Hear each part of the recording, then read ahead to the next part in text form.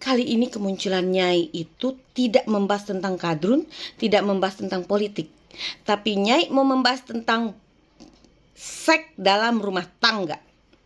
Ya, Nyai lihat itu di medsos ya, itu banyak kejadian istri-istri itu memergoki suaminya dengan perempuan lain. Itu diviralkan, divideokan.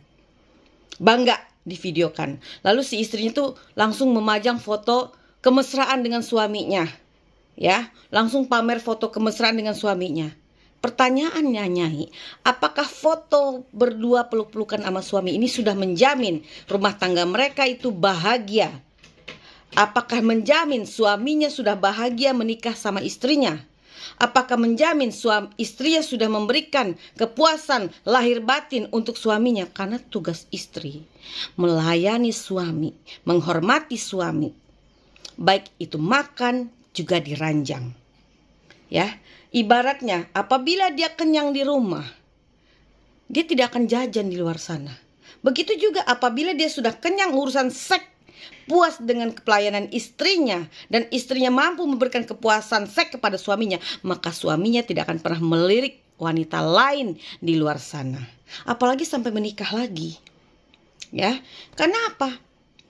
Kalau seorang suami berselingkuh, menemukan perempuan lain di luar sana, lalu mereka cocok, mereka pacaran, atau mereka sampai menikah, tentu ada kesalahan yang dilakukan atau yang didapati dari sang istrinya.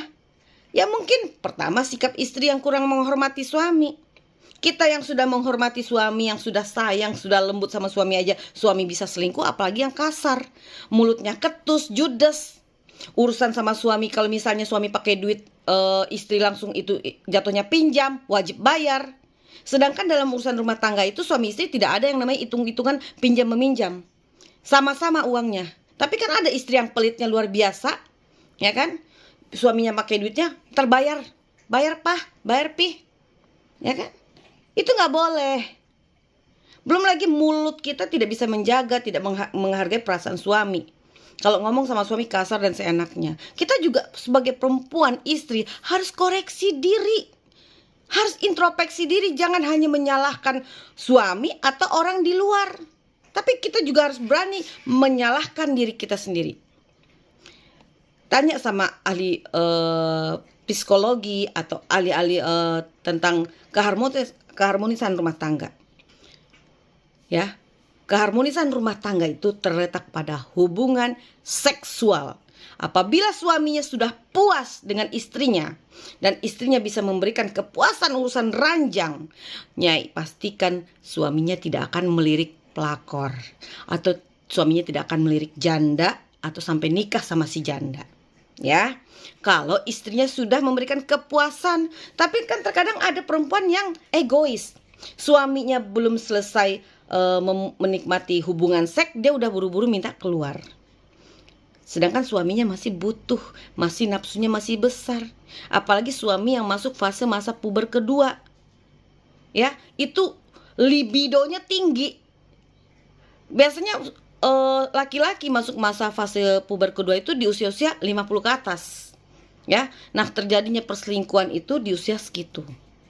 Tapi mungkin ada juga ya suaminya selingkuh dari umur pernikahan 10 tahun, 5 tahun. Ya mungkin ya, namanya itu kehidupan berumah tangga kan bermacam-macam. Cuma maksud Nyai, jangan selalu menyalahkan orang lain, tapi salahkan juga diri kita. Jangan merasa paling benar, udah menjadi istri udah paling benar. Ya. Kita itu menikah dengan laki-laki itu, nikahilah si laki-laki, nikahi keluarganya, nikahi ibu bapaknya, hormati ibu bapaknya. Jangan pelit sama keluarga suami. Ya, supaya kalau ada masalah ditolong, kita didukung. Gitu loh. Nah, lalu ini pamer kemesraan di foto, seolah-olah dia mesra sama suami, tapi urusan ranjangnya aja hambar-hambar aja. Suaminya nggak puas di atas ranjang. Ya, Nyai baca sebuah filosofi. Apabila seorang laki-laki sudah kenyang di rumah, baik itu urusan perut, apalagi di bawah perut, maka dia tidak akan pernah mencari atau jajan di luar.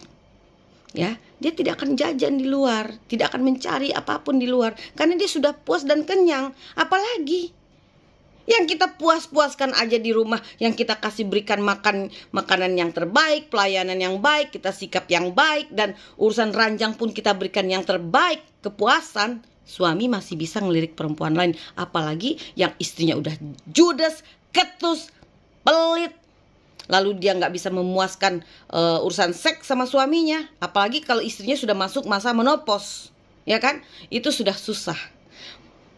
Mustahil banget seorang wanita yang sudah menopause bisa menikmati hubungan seks yang tadinya dia, namanya kita perempuan ya, kita lagi normal yang belum menopause aja si ini kita kadang kering, ya kering, apalagi sudah menopause.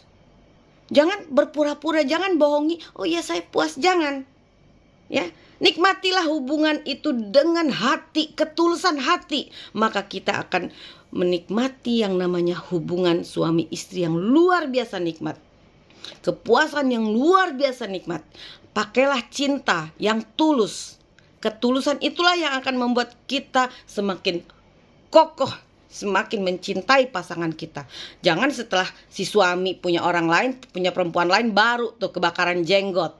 Ya kan, baru deh sibuk pasang foto-foto bersama suaminya, baru sibuk nangis-nangis, baru sibuk merasa dia udah paling baik. Padahal selama ini, maaf ya kalau dibuka ceritanya, kadang kita juga salah.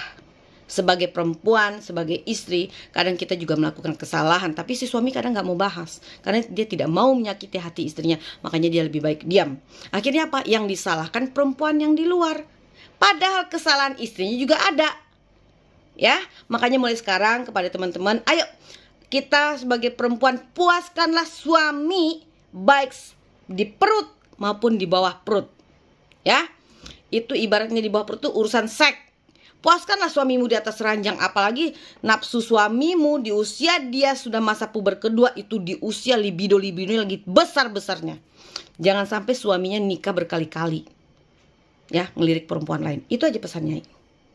Assalamualaikum warahmatullahi wabarakatuh.